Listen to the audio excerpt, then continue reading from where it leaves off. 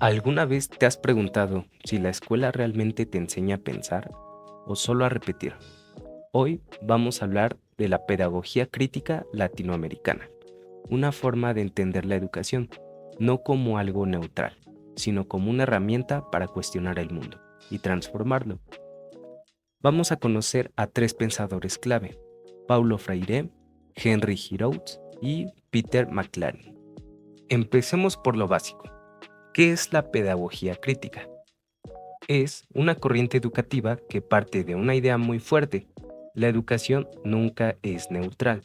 Toda clase, todo libro de texto, toda forma de enseñar, transmite o cuestiona relaciones de poder. Esta pedagogía busca que las personas desarrollen una conciencia crítica, es decir, que aprendan a leer el mundo y no solo las palabras de un libro. Y su meta final no es solo que aprendas contenidos, sino que la educación te ayuda a transformar tu realidad. ¿Por qué esta forma de pensar la educación nació justo aquí, en América Latina? Primero, por la desigualdad histórica. Sociedades marcadas por el colonialismo y enormes brechas sociales.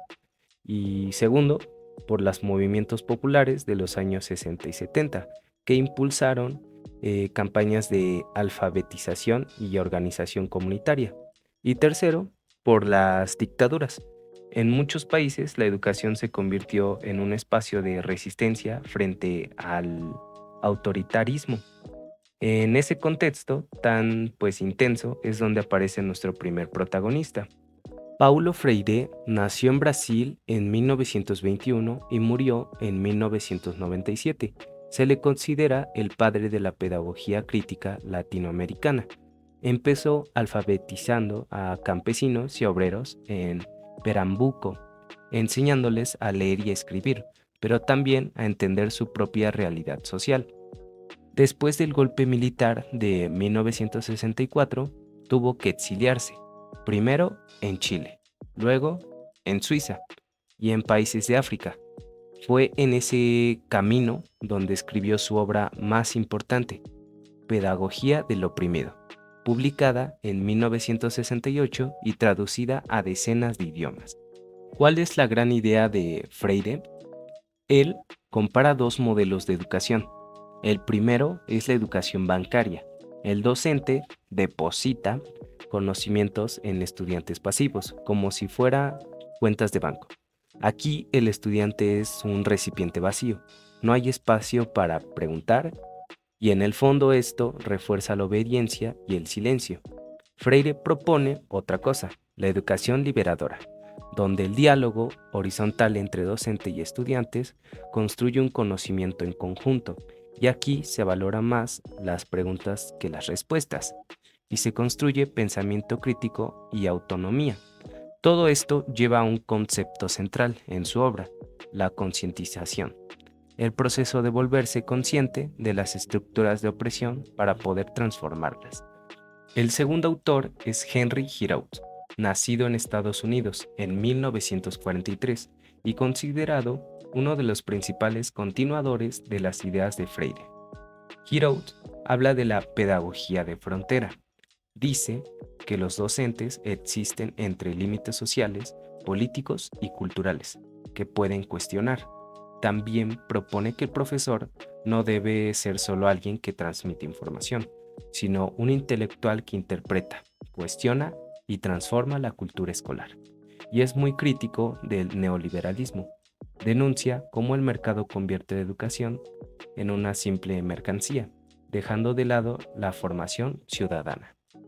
Nuestro tercer autor es Peter McLaren, de Canadá y Estados Unidos, impulsor de lo que él llama la pedagogía crítica revolucionaria. McLaren analiza cómo el aula reproduce desigualdades de clase, raza y género.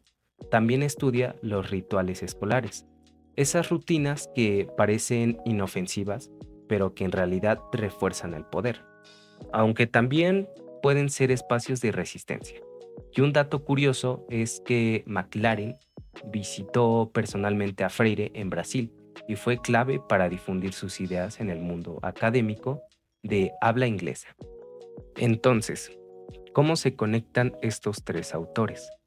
Freire pone el punto de partida, el diálogo y la concientización.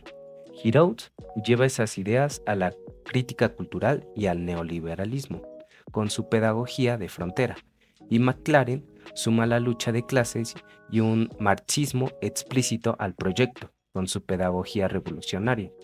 Pero los tres coinciden en algo esencial: la educación nunca es neutral. ¿Y por qué todo esto nos debería importar hoy? Primero, porque nos ayuda a cuestionar qué se enseña y para quién en las aulas actuales. Segundo, porque impulsa una educación basada en pensamiento crítico y no solo en memorización. Y tercero, porque defiende la escuela pública frente a la desigualdad y a la mercantilización. Y cuarto, porque sigue inspirando movimientos de educación popular en toda América Latina. Freire, Giraud y McLaren nos recuerdan algo muy simple pero muy poderoso. Enseñar es tomar partido, por el diálogo, por la crítica y por la justicia social. Así que te dejo la pregunta con la que cerramos. En tu propia educación, ¿qué tanto se cuestiona el mundo? Gracias por ver este video.